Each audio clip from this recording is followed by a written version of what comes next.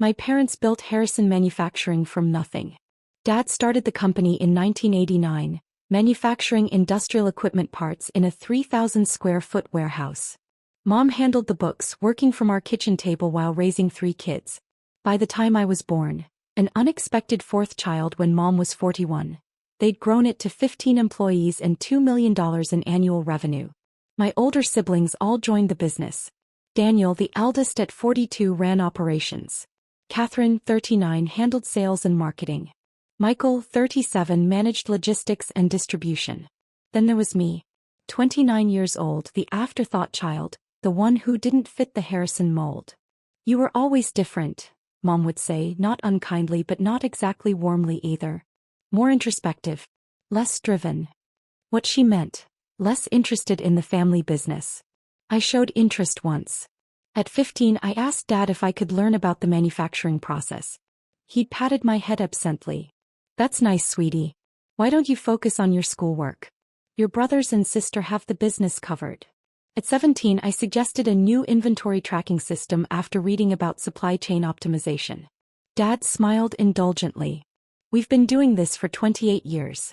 I think we know what works." By college, I'd stopped trying. I studied economics and finance at Northwestern, paid for by scholarships and student loans because the business needed capital more than I needed tuition help.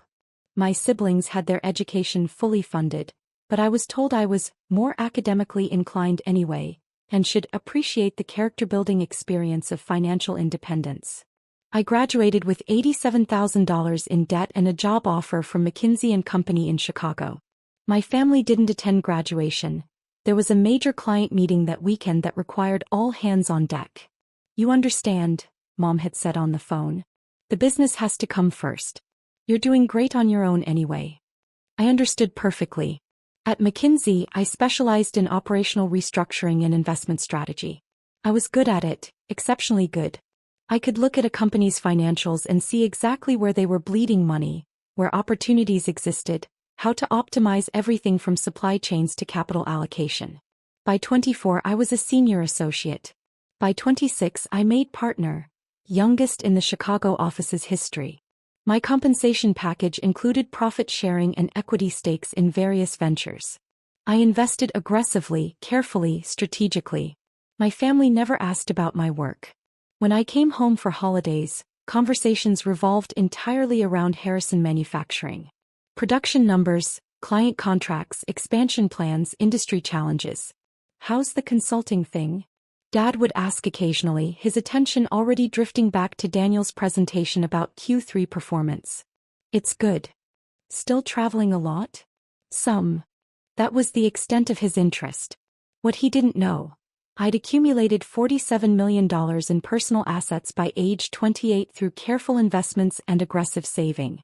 I lived in a modest 1-bedroom apartment in Lincoln Park, drove a 6-year-old Subaru, bought clothes from Nordstrom Rack. My family assumed I was doing fine, whatever that meant for someone in consulting. "Must be nice having a stable job," Catherine said once, her tone suggesting stable meant mediocre. "Not everyone has the stomach for business ownership. There's no shame in being an employee." I'd smiled and said nothing. In 2020, everything changed. The pandemic hit manufacturing hard. Harrison Manufacturing lost 3 major clients in 2 months. Revenue dropped 47%. Their credit lines, already stretched thin from an expansion into a second facility, were suddenly underwater. They were burning through cash reserves at an unsustainable rate. By May 2020, they were 60 days from insolvency. Michael called me. First time he'd called in 2 years. "Maya, we're in trouble. Real trouble. The business might not survive this." "How bad?" "We need $15 million just to make it through the next 6 months. The banks won't extend more credit. Our existing investors are pulling out." His voice cracked. "Dad's talking about bankruptcy. What do you need from me?" The pause was long. Do you have maybe $10,000 we could borrow? Just temporarily. I know it's a lot, but $10,000. To save a company that generated $34 million annually before the crash. Like asking for spare change. "I don't have that liquid right now," I lied. "But let me make some calls. I know people in private equity." "Really? That would be incredible." We're desperate, Maya. I hung up and spent the weekend analyzing Harrison Manufacturing's financials. Michael had sent everything, desperate enough to overlook that his little sister probably couldn't help anyway. The company was struggling, but the fundamentals were sound. Good client relationships, solid reputation, quality products. The problem was cash flow and leverage, not the core business model. With proper capital injection and strategic restructuring, they could not only survive but thrive. I drafted an investment proposal through a private equity firm I'd been consulting with, Meridian Capital Partners. I structured it carefully. $30 million in capital injection in exchange for 51% equity and 3 board seats out of 5. The family would retain operational control and generous salaries, but all major strategic decisions would require board approval. My approval, though they'd never know it. Meridian Capital Partners was my entity. I'd established it 2 years earlier as a personal investment vehicle, named after the street where I'd grown up. Nothing obviously connected to me. Different address, corporate structure, layers of legal separation. I presented it to Michael as investors I know through work. The family was thrilled. Saved from bankruptcy, able to keep running the business, only giving up some equity to faceless investors who'd probably stay hands-off anyway. Dad announced it at a family dinner in June 2020.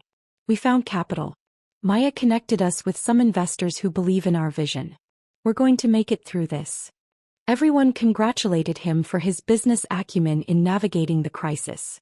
Catherine praised his negotiation skills. Daniel raised a toast to Dad's leadership during impossible times.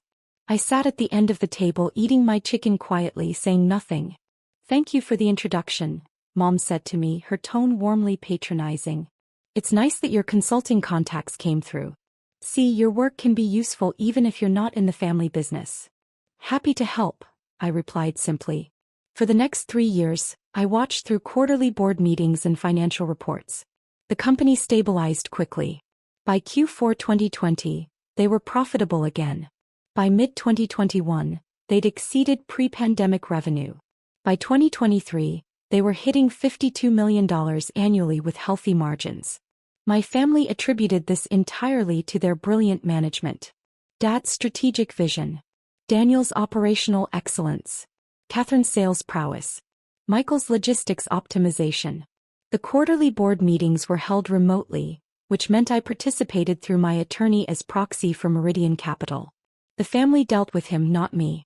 They thought I was still just Maya, the consultant, completely unaware I was actually reviewing every decision they made.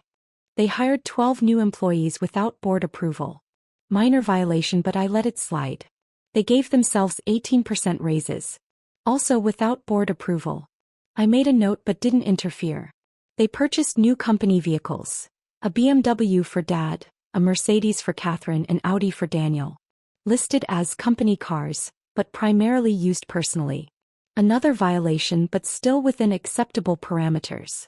Then they started planning a major expansion without consulting the board. A $22 million project to build a third facility in Tennessee. They'd been negotiating for 6 months, already put down a $2 million deposit, signed preliminary contracts. The first board meeting where it was mentioned was 2 weeks before they planned to break ground. My attorney called me. They're moving forward on a major capital project without board authorization. That's a clear violation of the investment agreement.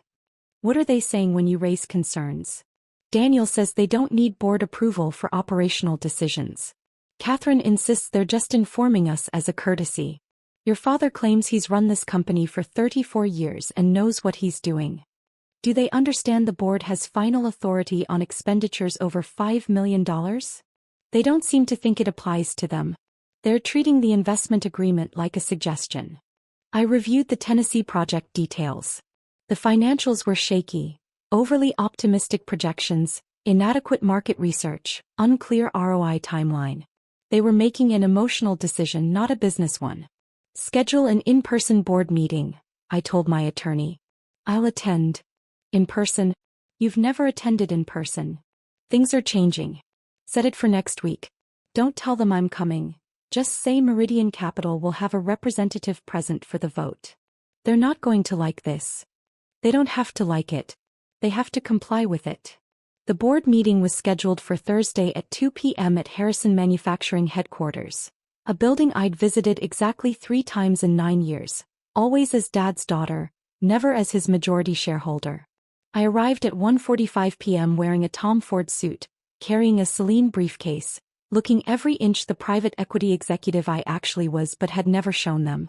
I kept my sunglasses on as I walked through the lobby. The receptionist, new since my last visit, looked up. "Can I help you?" "Board meeting. Conference room A." "You're with Meridian Capital?" "Something like that." She directed me down the hall. The conference room door was open. I could hear voices inside, Dad's deep baritone, Catherine's confident laugh, Daniel's steady explanations. I pushed the door open. 4 faces turned toward me. Dad, Daniel, Catherine, Michael. Plus my attorney, James Rothstein, who was carefully controlling his expression. "Maya." Catherine blinked.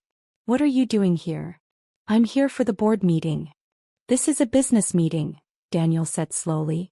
"For actual company matters. Did you need something else?" "I'm here for the board meeting," I repeated, taking a seat at the table. "Shall we begin?" Dad looked confused. "Honey, this is about the Tennessee expansion. Very technical corporate stuff. You probably wouldn't find it interesting." "On the contrary, I find it extremely interesting. A $22 million capital project without board approval violates Section 7.3 of your investment agreement." Silence. Michael frowned. "How do you know about our investment agreement?"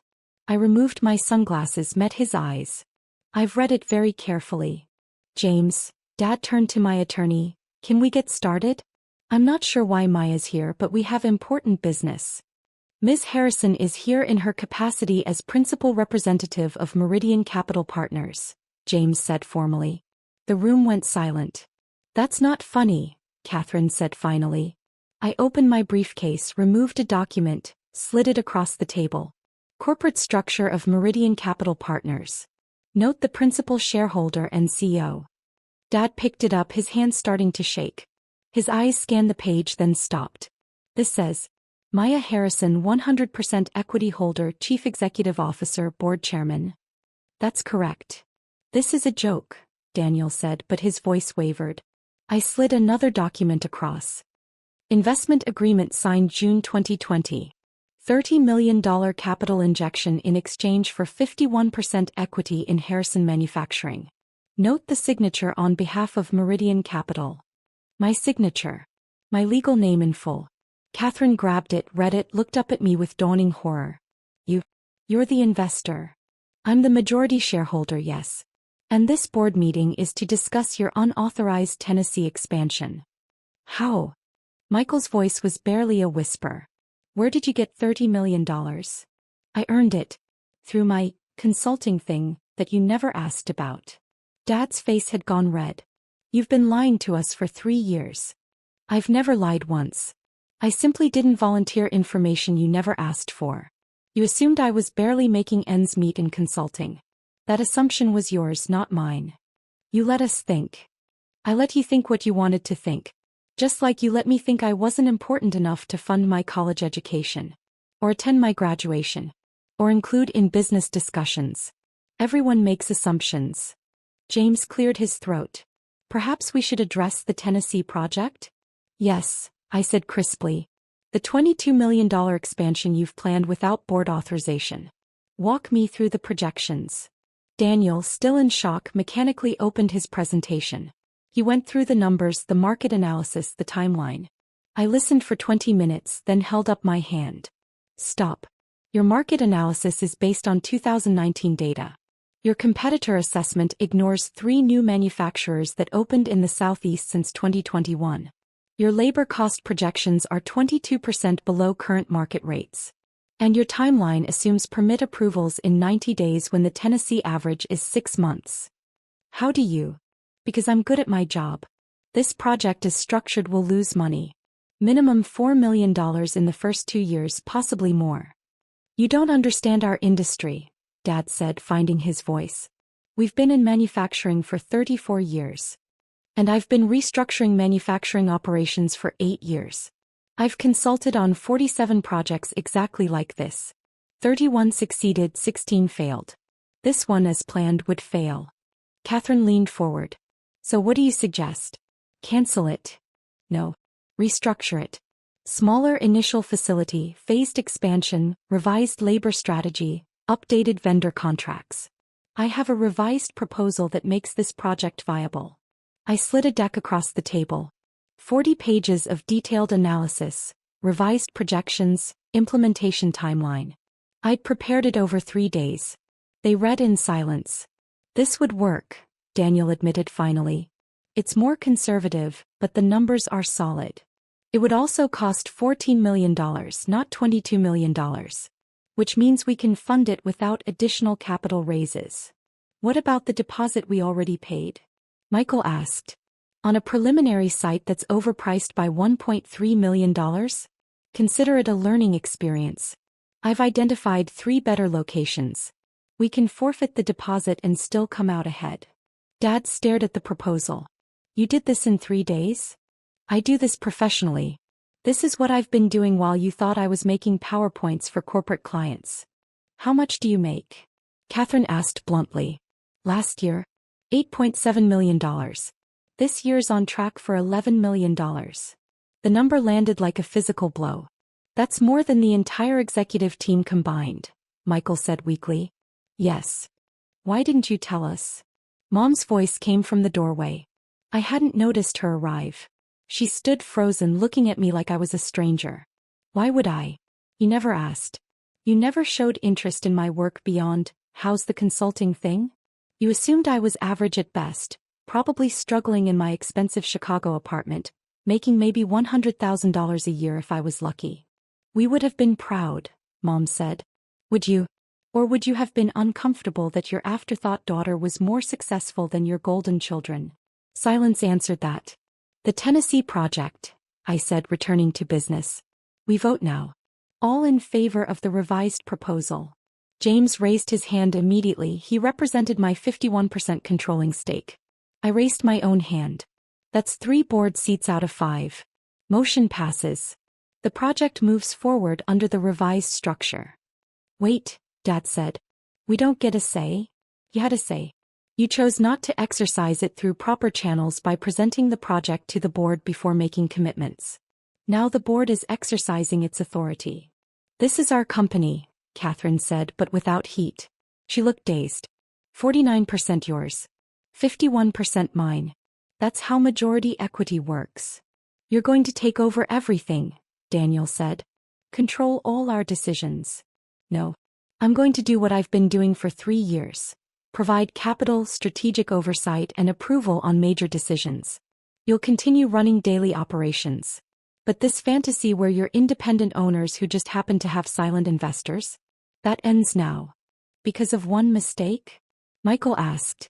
Because of 3 years of mistakes that I've been monitoring and allowing because they weren't catastrophic.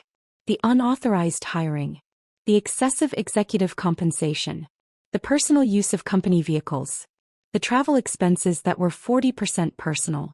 I've watched all of it. Dad's face went from red to white. I let it slide because the company was performing well and the violations were technically minor. But the Tennessee project crossed a line.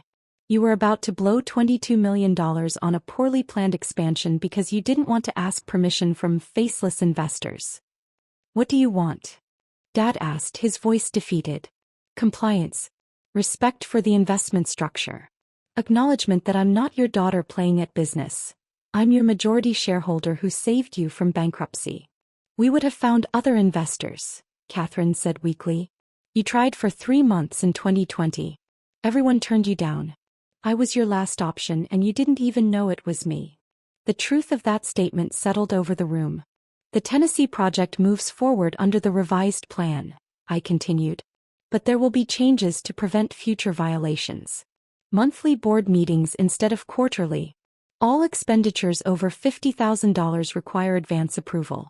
Executive compensation will be tied to performance metrics.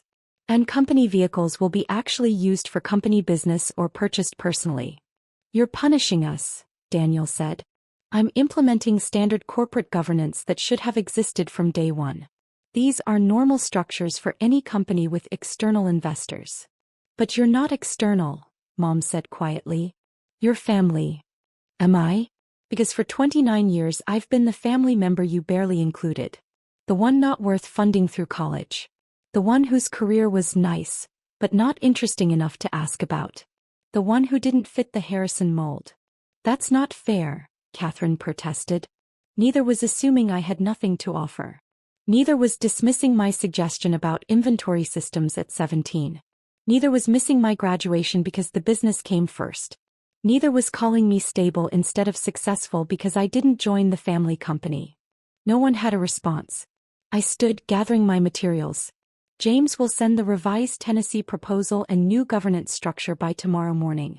We'll meet monthly first Thursday 10 a.m. Attendance is mandatory for all board members and executive team. Wait, Dad said. Just wait. Can we talk about this as a family? We are talking about it. At a board meeting. Which is the appropriate venue for discussing company business. I mean really talk. Not like this. Not so formal and cold. I looked at him for a long moment. You have 3 other children in this room. Talk to them about how it feels to have your contributions dismissed. I'm sure they can't relate, but maybe they'll try. I walked toward the door. Maya, please. Mom's voice stopped me. We didn't know. We didn't understand. If we had known. If you had known, would you have treated me differently? Or would you have resented that your late-in-life accident baby was more successful than your planned children? Her face crumpled. I'll see you Thursday, I said and walked out. The drive back to Chicago gave me 3 hours to think about family power and the weight of being underestimated for an entire lifetime. They called. All of them. Dozens of times over the next week. I let every call go to voicemail. Dad's messages evolved from confused to angry to pleading. You owe us a conversation. This is ridiculous. You're tearing this family apart. Please, Maya, just talk to us. Catherine's messages were defensive. You're being vindictive. This isn't about business, it's about revenge. We made mistakes, but this is excessive.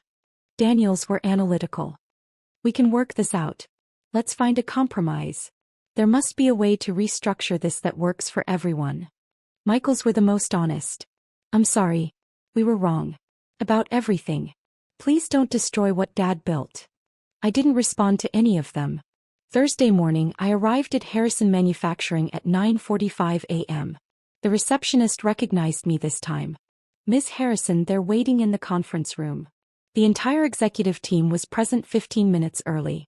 All of them looked like they'd lost sleep. I took my seat at the head of the table. No longer Dad's seat, but mine as board chairman. Let's begin. Daniel, operations report. The meeting lasted 3 hours. I asked detailed questions about every department, challenged every assumption, pointed out inefficiencies they'd overlooked. I demonstrated exactly how much I knew about their business, more than they did in many areas. By the end, they'd accepted my revised organizational structure, new approval processes and performance-based compensation model. One more thing, I said as we concluded. Family dynamics. Everyone tensed. This doesn't change outside the office. I'm still your daughter, your sister. But here in this building, I'm the majority shareholder and board chairman. Those roles don't conflict unless you make them conflict. How do we make this work? Dad asked quietly. By recognizing reality. I'm not the underachieving youngest child. I never was. I was the one you underestimated so completely that I ended up owning half your company without you realizing it. We're sorry, Mom said. Truly, deeply sorry. Sorry you were wrong or sorry for how you treated me? Both, she said and her voice shook. Both, Maya. I looked at each of them in turn. Here's what happens now. The business operates under proper corporate governance. You continue running operations, I provide strategic oversight. We meet monthly, maintain proper board structure, follow established procedures. And nobody makes jokes about my consulting thing, or my stable job, or treats my career like a cute hobby. Agreed, Dad said immediately. Outside the office we're family. But that means actual family, where my achievements matter as much as everyone else's. Where my graduation is worth attending. Where my work is interesting enough to ask about. Where I'm not an afterthought or a disappointment for not joining the family business. You were never a disappointment, Catherine said. I was always a disappointment. Just be honest about it. The daughter who didn't want to work with dad, who studied finance instead of engineering, who moved to Chicago instead of staying local. I didn't fit your vision of family unity. She couldn't deny it. But here's the thing, I continued. I built something bigger than any of you while you weren't paying attention. I saved your company when you had nowhere else to turn. I've been protecting your business for 3 years while you thought I was making PowerPoints. And I did it all without asking for recognition, without demanding appreciation, without making it about ego. Why? Michael asked. Why save us if we treated you so badly? Because you're still my family. And because I could. I had the resources and expertise you needed, and despite everything, I didn't want to watch Dad lose his life's work. Even though we didn't deserve it, Daniel said quietly. Deserve has nothing to do with it. It was the right business decision.